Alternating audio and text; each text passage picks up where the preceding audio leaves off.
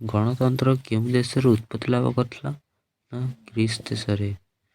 ଗଣତନ୍ତ୍ର Greek ward କେଉଁ ଦୁଇଟି ଶବ୍ଦରୁ ଆସିଅଛି?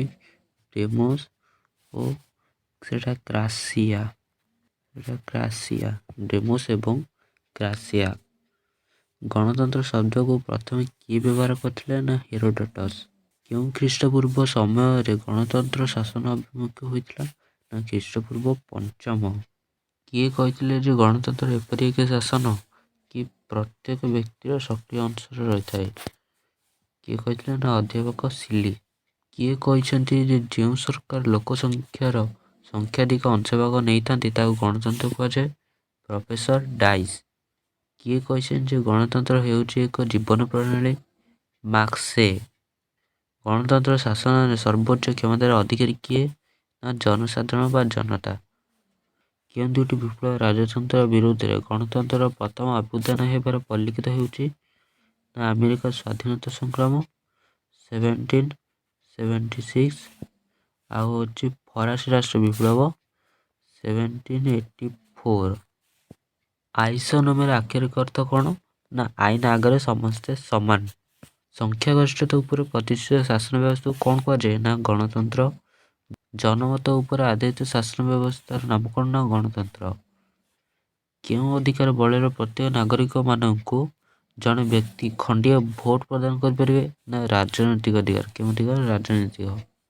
ଶାସନ ସୁବିଧା ଓ ଭୌଗୋଳିକ ଉପ ଅବସ୍ଥିତିକୁ ନେଇ ଗଣତନ୍ତ୍ର କେତେ ଭାଗରେ ବିଭକ୍ତ? ନା 2 ଭାଗରେ। ପ୍ରତ୍ୟକ୍ଷ ଗଣତନ୍ତ୍ର ଅନ୍ୟ ନାମ କ'ଣ? ନା ବିଶୁଦ୍ଧ ଗଣତନ୍ତ୍ର। ପ୍ରତ୍ୟକ୍ଷ ଗଣତନ୍ତ୍ର ସାଧାରଣତଃ କେଉଁଭଳି ରାଷ୍ଟ୍ରରେ ଦେଖିବାକୁ ମିଳିଥାଏ? ନା କ୍ଷୁଦ୍ର କ୍ଷୁଦ୍ର ରାଷ୍ଟ୍ରରେ। ପ୍ରତ୍ୟକ୍ଷ ଗଣତନ୍ତ୍ର ପ୍ରଚଳିତ ରାଷ୍ଟ୍ରର ନାମ କ'ଣ? ନା ଗ୍ରୀସ୍ ଏବଂ ସୁଇଜରଲ୍ୟାଣ୍ଡ।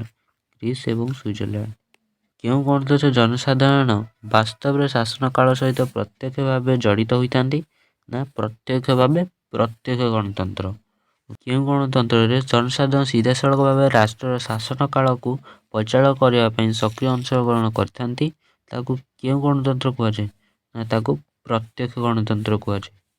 ଯେଉଁ ଗଣତନ୍ତ୍ର ବ୍ୟବସ୍ଥାରେ ରାଷ୍ଟ୍ରର ଜନସାଧାରଣ ଶାସନ କାଳକୁ ପରିଚାଳନା କରିବା କ୍ଷେତ୍ରରେ ନିଜର ନିର୍ବାଚନ ପ୍ରତିନିଧିମାନଙ୍କ ଦ୍ୱାରା ପରୋକ୍ଷ ଭାବରେ ଅଂଶଗ୍ରହଣ କଲେ ତାହାକୁ କେଉଁ ଗଣତନ୍ତ୍ର କୁହାଯାଏ? ନା ପରୋକ୍ଷ ପ୍ରତିନିଧି ଭାବେ ପରୋକ୍ଷ ଗଣତନ୍ତ୍ର। ଏଠି ଦେଇଛି ପରୋକ୍ଷ ଗଣତନ୍ତ୍ର ଅନ୍ୟ ନାମ କ'ଣ? ନା ପ୍ରତିନିଧିମୂଳକ। ପ୍ରତ୍ୟେକ ଗଣତନ୍ତ୍ରରେ କେତୋଟି ଉପାଦାନ ଅଛି? ନା 4ଟି। କ'ଣ? ଗଣଭୋଟ, ଗଣନିଯୋଗ, ପ୍ରତ୍ୟାହାର, ଆଉ ଗୋଟେ ହେଉଛି ମୁକ୍ତାକାଶ। ଯେଉଁ ପଦବୀରେ ବ୍ୟବସ୍ଥାପିକା ସଭା ଦ୍ୱାରା ପ୍ରସ୍ତୁତ ହୋଇଥିବା ଜନ ଅନୁମୋଦନ ନିମନ୍ତେ ପ୍ରେରଣ କଲେ ତାକୁ କ'ଣ କୁହାଯାଏ? ତାକୁ ଗଣଭୋଟ କୁହାଯାଏ। ଗଣଭୋଟ କେତେ ପ୍ରକାରର? 2 ପ୍ରକାରର, ଇଚ୍ଛାଧୀନ, ବାଧ୍ୟତାମୂଳକ। ଯେଉଁ ଗଣଭୋଟ ବ୍ୟବସ୍ଥାରେ ଜନସାଧାରଣ କୌଣସି ନିର୍ଦ୍ଦିଷ୍ଟ ପ୍ରକାରର ଆଇନ ବା ସମ୍ବିଧାନ ସଂଶୋଧନମୂଳକ ଚିଠା ମଞ୍ଜୁର କରିବା ପାଇଁ ବାଧ୍ୟ ହୋଇଥାନ୍ତି ତାକୁ ବାଧ୍ୟତାମୂଳକ। ଯେଉଁ ଗଣତାନ୍ତ୍ରିକ ବ୍ୟବସ୍ଥାରେ ଜନସାଧାରଣ କୌଣସି ନୂତନ ଆଇନରେ ପ୍ରସ୍ତୁତି ନିମନ୍ତେ ବ୍ୟବସ୍ଥା ସଭାକୁ ନିର୍ଦ୍ଦେଶ ଦେଇଥାନ୍ତି ତାକୁ କ'ଣ କୁହାଯାଏ? ନା ଗଣୋଦ୍ୟୋଗ। କେଉଁ ମସିହାରେ ସୁଇଜରଲ୍ୟାଣ୍ଡରେ ପ୍ରଥମ ଗଣୋଦ୍ୟୋଗ ବ୍ୟବସ୍ଥା ଆରମ୍ଭ ହୋଇଥିଲା? ନା 1892। ପ୍ରତ୍ୟେକ ଗଣତନ୍ତ୍ରର ସମ୍ବିଧାନର କୌଣସି ଅଂଶର ସଂଶୋଧନ କ୍ଷେତ୍ରରେ କେତେ ପରିମାଣ ଭୋଟ ସଂଖ୍ୟା ସ୍ଥିର କରାଯାଇଛି? ନା 50,000। ଯେଉଁ ପଦ୍ଧତିରେ ଜନସାଧାରଣ କୌଣସି ନିର୍ବାଚନ ପ୍ରତିନିଧି କରି କ୍ଷମତାର ଅପବ୍ୟବହାର କାରଣରୁ ସେଟା ପଦବୀରୁ ବହିଷ୍କୃତ କରିଥାନ୍ତି ବା ତାହାକୁ କ'ଣ କୁହାଯାଏ? ତାହାକୁ କୁହାଯାଏ ପ୍ରତ୍ୟାହାର। ପ୍ଲେବିସ୍ସିଟ୍ କେଉଁ ଶବ୍ଦରୁ ଆସିଅଛି ଓ ଏହାର ଆକ୍ଷରିକ ଅର୍ଥ କ'ଣ? ପ୍ଲେବିସ୍ସିଟ୍ ଫରାସୀ ଶବ୍ଦରୁ ଆସିଅଛି ଏବଂ ଏହାର ଅର୍ଥ ହେଉଛି ଭୋଟରମାନଙ୍କୁ ନିବେଦନ।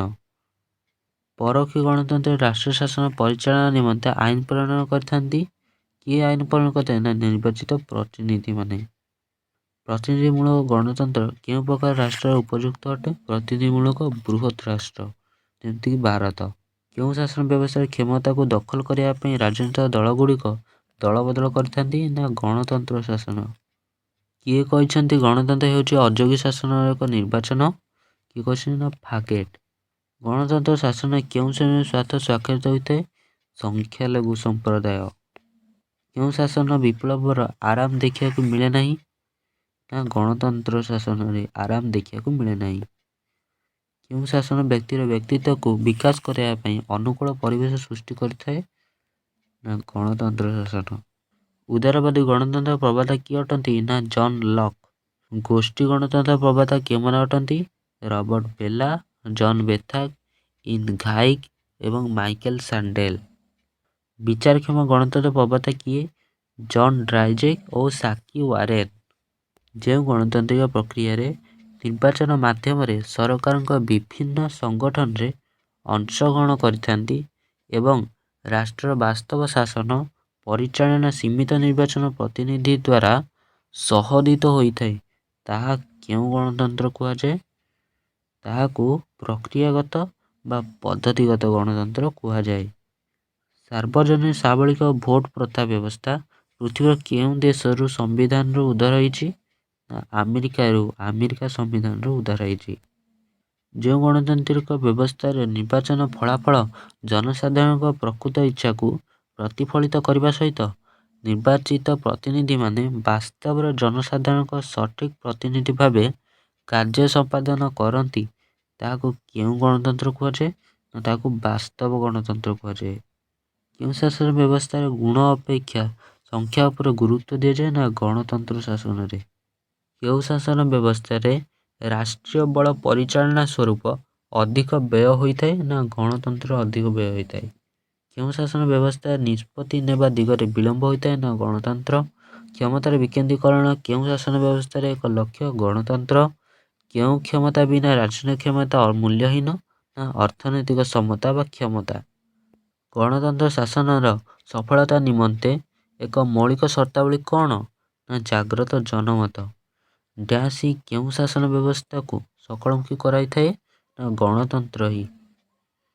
କାହାକୁ ଛାୟା ସରକାର କୁହାଯାଏ? ବିରୋଧୀ ଦଳ। କ୍ଷମତାର ବିକେନ୍ଦ୍ରୀକରଣକୁ ଭିତ୍ତି କରି ନିମ୍ନ ସ୍ତରରେ ପ୍ରତିଷ୍ଠିତ ସରକାର ସ୍ୱାୟତ୍ତ ଶାସନ। ଗଣତନ୍ତ୍ରର ଅର୍ଥ ସ୍ତର କିଏ? ଗଣମାଧ୍ୟମ ବା ସମ୍ବାଦ। ଗଣମାଧ୍ୟମ ବା ସମ୍ବାଦ। ଯେଉଁ ଦଳ ସରକାରଙ୍କ ଦୋଷ ଓ ଦୁର୍ବଳତାକୁ ପଦାରେ ପକାଇଥାଏ, ଏକ ସୁସ୍ଥ ବା ବିକାଶ ଜନମତ ସୃଷ୍ଟି କରିଥାଏ, ତାହାକୁ କେଉଁ ଦଳ କୁହାଯାଏ? ବିରୋଧୀ ଦଳ। ବିରୋଧୀ ଦଳରେ ଏସବୁ ଲକ୍ଷଣ। ଏକ ବିକଳ୍ପ ସରକାର ପ୍ରତିଷ୍ଠା କରିବା କାହାର ଲକ୍ଷ୍ୟ? ନା ବିରୋଧୀ ଦଳ। ଗଣତନ୍ତ୍ରର ସଫଳତା ନିମନ୍ତେ କେଉଁ ଦଳୀୟ ବ୍ୟବସ୍ଥା ଉପଯୁକ୍ତ? ଦୁଇ ଦଳୀୟ, ଯାହା ଆମେରିକା ଏବଂ ଇଂଲଣ୍ଡର ଅଛି। ସମ୍ପ୍ରତି ଯୁଗରେ ଜନସାଧାରଣଙ୍କୁ ଶାସନ କାଳ ସମ୍ବନ୍ଧରେ ଶୀଘ୍ର ତଥ୍ୟ ଦେବା କ୍ଷେତ୍ରରେ କେଉଁ ବ୍ୟବସ୍ଥା ଏକ ଉତ୍କୃଷ୍ଟ ମାଧ୍ୟମରେ ରୂପାନ୍ତରିତ ହୋଇଛି? ନା ଗଣମାଧ୍ୟମ ବା ସମ୍ବାଦ। କ୍ଷମତାର ବିକେନ୍ଦ୍ରୀକରଣ ପଦ୍ଧତି ଅନୁସାରେ ଗ୍ରାମାଞ୍ଚଳ କେଉଁ ପ୍ରକାର ବ୍ୟବସ୍ଥା ପ୍ରଚଳିତ ହୋଇଛି? ନା ଗ୍ରାମାଞ୍ଚଳରେ ତ୍ରିସ୍ତରୀୟ ପଞ୍ଚାୟତ ରାଜ। ସମ୍ବିଧାନରେ କେଉଁ ଧାରାରେ ଅନୁସୂଚିତ ଜାତି ଓ ଜନତାମାନଙ୍କ ପାଇଁ ସଂସଦ ଓ ରାଜ୍ୟ ବିଧାନ ମଣ୍ଡଳରେ ସ୍ଥାନ ସଂରକ୍ଷଣ କରାଯାଇଛି? ନା ଧାରା 330ରୁ 332। ଧାରା 330ରୁ 332। ସମ୍ବିଧାନରେ କେଉଁ ଧାରାରେ ଅନୁସୂଚିତ ଜାତି ଓ ଜନତାମାନଙ୍କ ପାଇଁ ନିଯୁକ୍ତି ଓ ପଦୋନ୍ନତି କ୍ଷେତ୍ରରେ ସ୍ଥାନ ସଂରକ୍ଷଣ କରାଯାଇଛି? ନା ଧାରା 16 ଏବଂ 335। ଧାରା 16 ଓ 335। କେଉଁ ମସିହାର ସାଧାରଣ ନିର୍ବାଚନରେ ଇନ୍ଦିରା ଗାନ୍ଧୀ ଗରିବ ହଟାଓ ସ୍ଲୋଗାନ ଭାରତୀୟମାନଙ୍କୁ ପ୍ରଭାବିତ କରିଥିଲା? ହେଉଛି 1971। 1971। ସମ୍ବିଧାନରେ କେଉଁ ଧାରାରେ 14 ବର୍ଷ ପିଲାମାନଙ୍କ ପାଇଁ ମାଗଣା ଓ ବାଧ୍ୟତାମୂଳକ ଶିକ୍ଷା ପ୍ରଦାନ ପାଇଁ ସରକାର ନିର୍ଦ୍ଦେଶ ଦେଇଛନ୍ତି? ଧାରା 45। ଭାରତର କେଉଁ ରାଜ୍ୟରେ ସର୍ବପ୍ରଥମେ ନକ୍ସଲ ସମସ୍ୟା ଉଚ୍ଛିନ୍ନ ହୋଇଥିଲା? ନା ପଶ୍ଚିମବଙ୍ଗ। କେବେ ହୋଇଥିଲା? ନା 1967। ଭାରତର ନକ୍ସଲାଇଟ ଆନ୍ଦୋଳନ ପୁରୋଧା କିଏ ଥିଲେ? ନା ଚାରୁ ମଜୁମଦାର। ନକ୍ସଲାଇଟର ଲକ୍ଷ୍ୟ କ'ଣ ଥିଲା? ନା ନିର୍ବାଚନ ସମୟରେ ହିଂସାତ୍ମକ କାର୍ଯ୍ୟକଳାପ କରି ଭୋଟରମାନଙ୍କୁ ଭୟଭୀତ କରିବା କିମ୍ବା ପ୍ରତିନିଧିମାନଙ୍କୁ ଅପହରଣ କରିବା ବା ହତ୍ୟା କରିବା। ସମ୍ବିଧାନର କେତେ ଦଶ ସଂଶୋଧନ ଆଇନ ବଳରେ ସହରାଞ୍ଚଳ ସ୍ୱାୟତ୍ତ ଶାସନ ବ୍ୟବସ୍ଥାରେ 1/3 ସ୍ଥାନ ମହିଳାମାନଙ୍କ ପାଇଁ ସଂରକ୍ଷଣ କରାଯାଇଛି? ନା ଧାରା 74ତମ ଆଇନ ହେଲା। ସମ୍ବିଧାନର କେତେତମ ସଂଶୋଧନ ଆଇନ ବଳରେ ପଞ୍ଚାୟତ ସ୍ତରର ମହିଳାମାନଙ୍କ ପାଇଁ 1/3 ସ୍ଥାନ ସଂରକ୍ଷଣ କରାଯାଇଛି? ନା ଧାରା 73। 73